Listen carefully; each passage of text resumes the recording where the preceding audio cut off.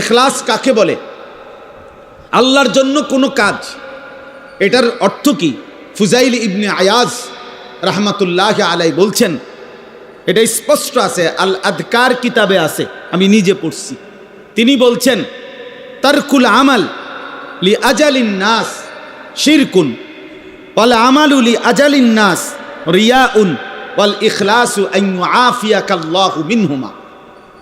মানুষ কিছু বলবে এই জন্য কোনো আমল ছেড়ে দেওয়া শিরক। মানুষ দেখবে, দেখুক এই জন্য কোনো আমল করা, এটাও শিরক। বুঝো নাই?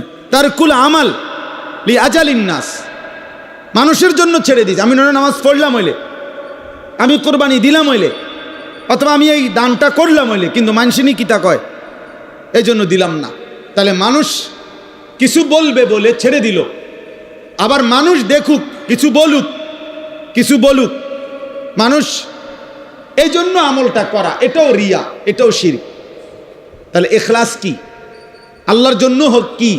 তো তিনি বলেন, ওয়াল ইখলাসু আন ইউআফিয়াকাল্লাহু মিনহুমা, আল্লাহ তোমাকে উভয়টার থেকে রক্ষা করা, এটাই হলো ইখলাস।